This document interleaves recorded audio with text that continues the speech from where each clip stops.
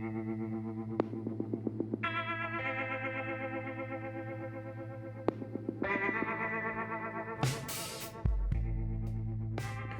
going to try this today.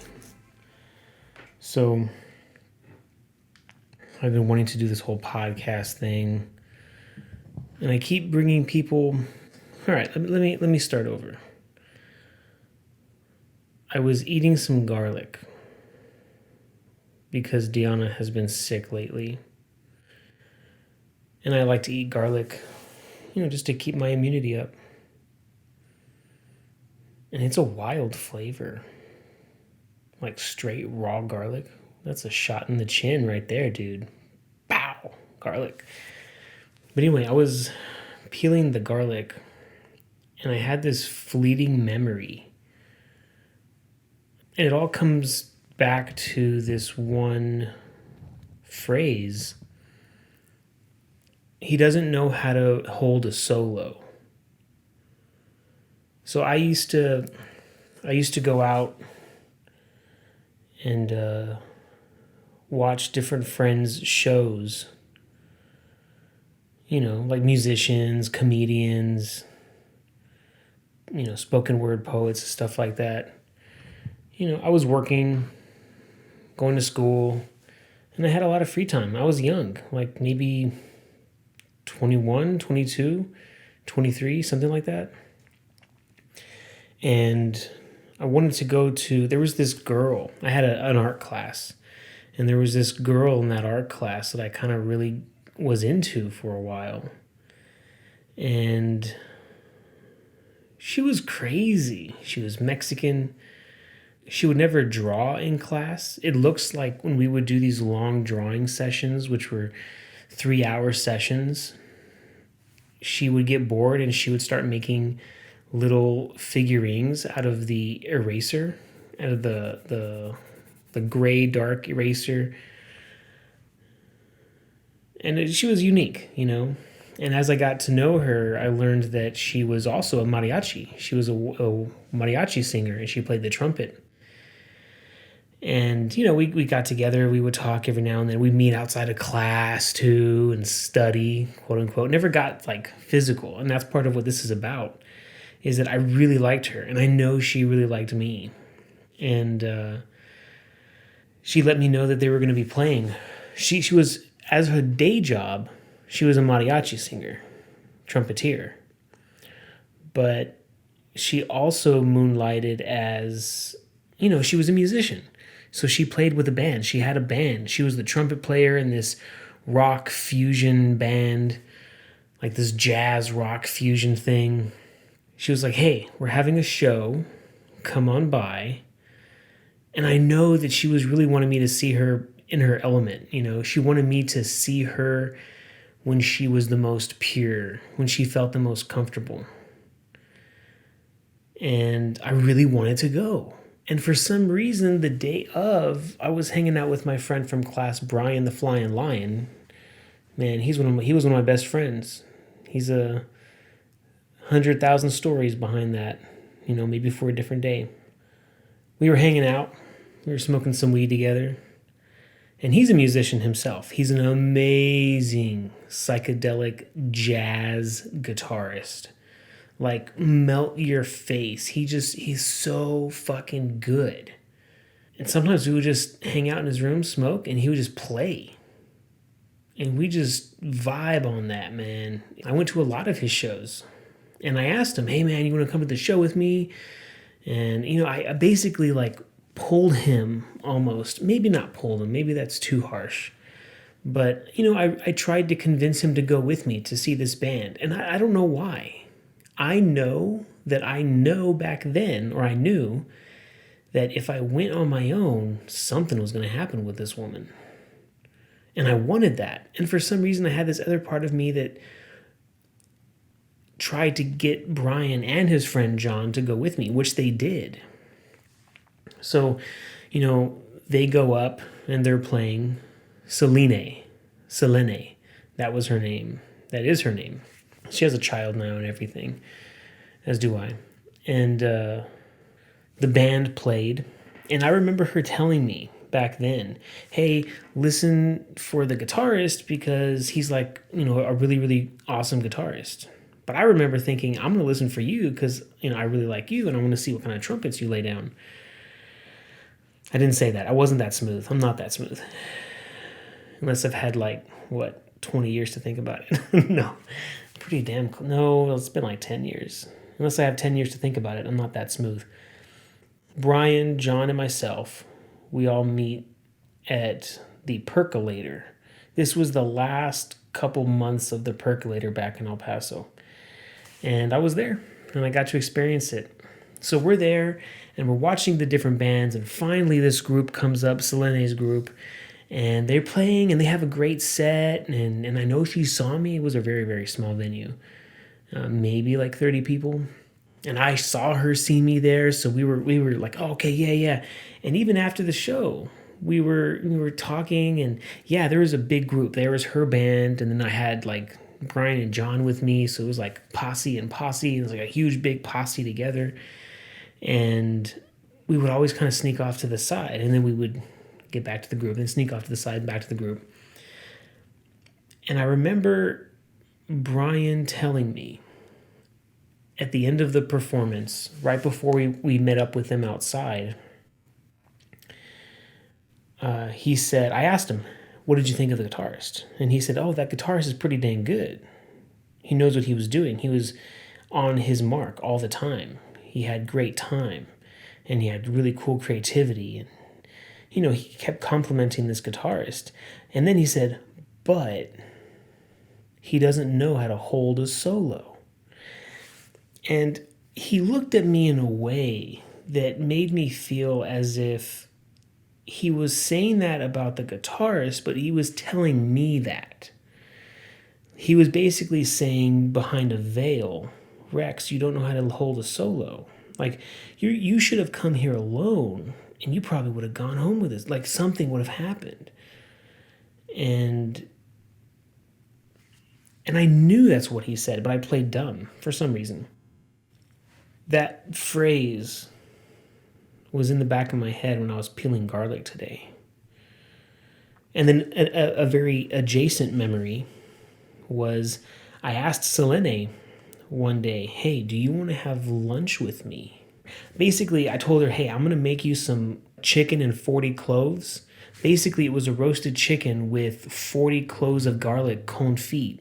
Yeah, that was it. I think I maybe made some rice or something, but it was really good. I took a lot of time making this dish, and it turned out bomb. It was so good. Those garlics were so squishy and creamy and smooth and, sweet and buttery. Oh, God. And then the chicken, forget about it. Roasting and braising with that garlic butter, that garlic fat. Shit, get out of here. That's good stuff. But for some reason, about 20 minutes before I was supposed to meet Selene, I had the food with me, right? I had it all warmed up. It was a little warmer. And I ran into my friend David. And David and I started talking. Yeah, blah, blah, blah, blah. Yeah, cool. And David and I know each other because we used to be drug buddies. But he's legitimately one of the sweetest people I've ever met. Sweetest people I've ever met. And I wish nothing but the best for him. Over the years, both of us had our struggles with drugs, and he was ahead of me in that. And I remember feeling a great deal of empathy when I went through it, when I would think about David. But on this day, we were just chilling. We were about to go smoke, and then I was like, no, man, I'm going to meet someone. Hey, you want to come have lunch with us?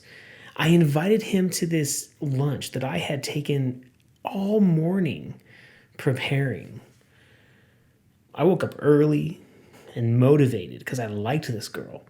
And I run into my friend, and I'm like, yeah, man, come have lunch. And I basically dragged him. This time I basically dragged him because he kept saying no. And I almost insisted. I don't know why. I do know why. That's what this is about. I remember sitting at the table outside that we had chosen to meet, Selene and I brought David. And years later, Selene got kind of interested in this other guy, and basically she wound up having a baby with him later on. But she told me one time, she was very open with me, and I'm glad she did be open with me. But she told me one time, stop worrying about everything. As mean as this sounds, this is the best thing you need to learn. And she said, no one cares about you. Everyone is off living their own lives. Stop being so nervous. Stop overthinking things and just live. And she was telling me basically she was moving on. She had, gone with the other guy, and months later they were pregnant. But it was kind of almost an admonishment from her to me about not making the move. Almost her telling me that she wished I had been more forward, more man to make that move, because she liked me more than the other guy. But I never made a move. So she went with him. And, of course, if you believe in this kind of thing, everything happens for a reason. And there was probably a reason that she had to be with him. And that's great. Or maybe there was a reason I had to go through what I was going through. Or, there was a reason for it. As there was a reason for her being so open and honest with me about this moment. And she told me, that time you invited me to lunch and then you brought your friend, I was so confused. I thought you really wanted to just spend time with me alone because you liked me, and then all of a sudden you bring your friend. And I remember telling her I did, and I don't know why I took him with me, but I did. And that was one of the things that made her feel, she was like, is this guy gay? Not that there's anything wrong with that. Is this guy what is he doing? I was mixing signals, and she was trying to figure out what the hell my game was.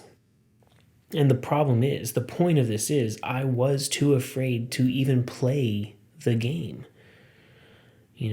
I would bring people almost as like a buffer, almost as like, I want to say as like someone to help like a wingman, but just right now, the idea of a human shield passed in front of me. Maybe I was afraid of getting into something I wasn't prepared for. In some way, I was preparing for danger and gathering human shields so that I wouldn't get hurt for whatever reason, for whatever crazy thing is going through my mind. And I noticed when I look back at myself, because in the moments of every day, that, we're standing over the kitchen sink peeling garlic to eat raw, I like to reflect. In the quiet moments of my day, I like to reflect. And as I get older, those quiet moments get smaller and smaller and quicker and not as quiet.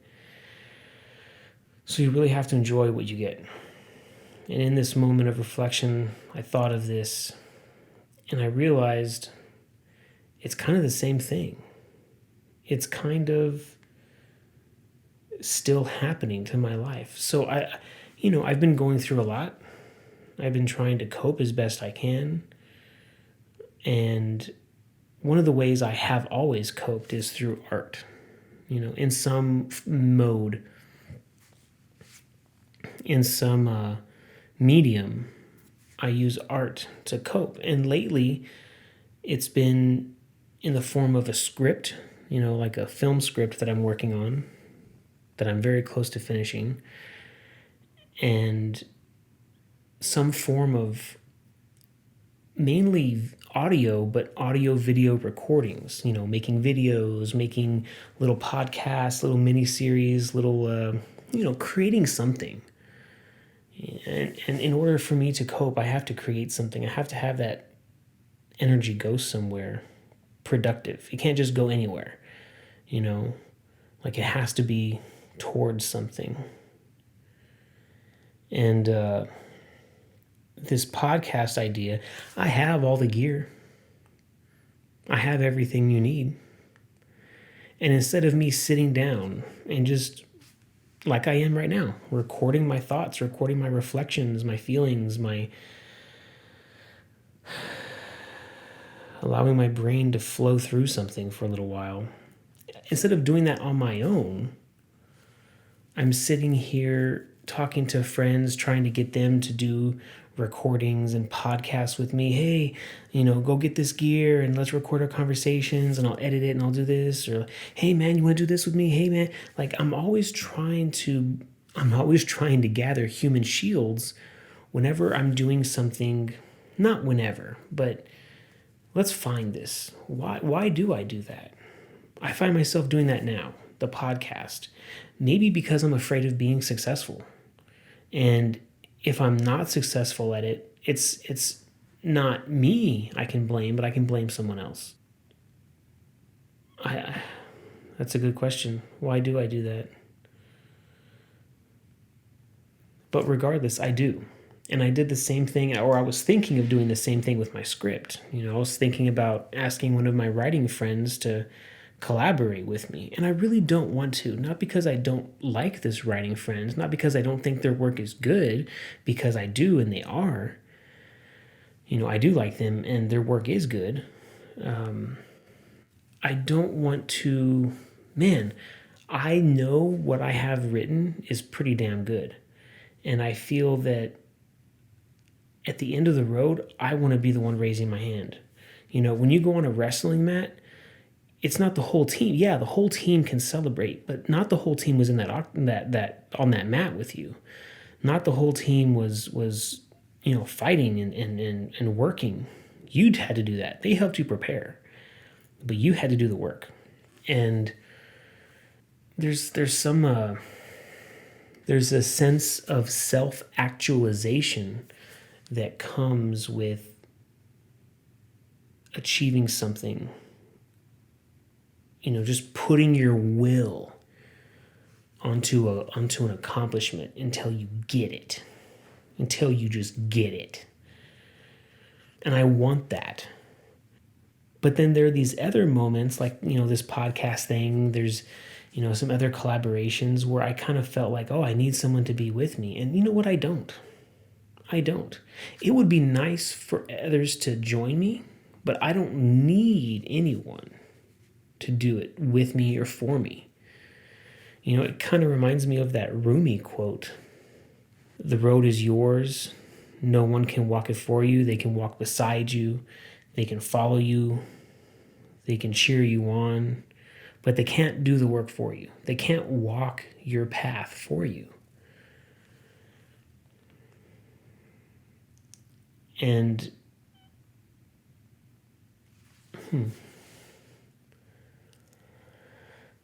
I ate the garlic because it has antibiotic, antibacterial, antiviral properties. And maybe that's a form of medicine, some metaphorical medicine to my spirit, in that maybe, yeah, I can join friends in their endeavors to create something. But I should also give myself that attention. I should also allow myself to express who I am at my fullest in the way I need to survive, as does everybody. Everybody needs to do something for themselves. You got to help yourself first before you can help others. And yeah, you can go around, joining, collaborating with other people, but if you're not good, if you're not, secure, if you're not, your foundation isn't solid, it's going to be hard to be successful with other people. Maybe that's what I have to learn. Maybe as I was at that time in my life that I met Selene, maybe there was something foundational that needed to be built upon. I can't think necessarily what that would be back then. Maybe back then it was taking what I wanted. Because back then I didn't take what I wanted. And I think there's a similar pattern of behavior at this stage of my life, but it means something different. The motivation behind it is more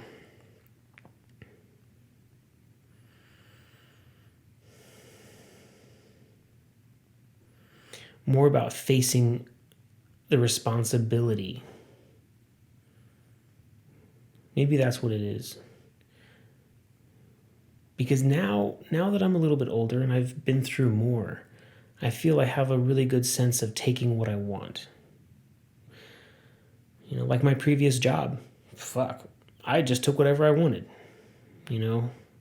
My schedule said from 9 a.m. to 5 p.m. Hey, you know what? I'm self-sufficient. I know what I have to work on. And if I'm going to get there at 10, then I'll get there at 10. And if I finish what I have to finish, then I'm going to leave at 2. And sometimes I would. Sometimes I would legit just stand up and leave. Hey, you know what? I finished what I needed to do. I'm going home. And I would take off. So it's not a matter of me taking what I want anymore or knowing what I want. It's a matter of me taking the responsibility of putting the work in to get what I want. Maybe what I want has changed. And in order to get what I want, new behavior is needed. That's what's happening. I'm in a transitional phase.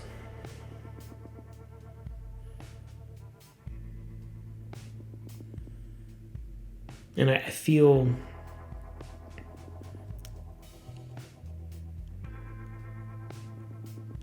a newness coming on. Some understanding and just a readiness and a willingness. I think those are two things that are happening here. I feel those two things.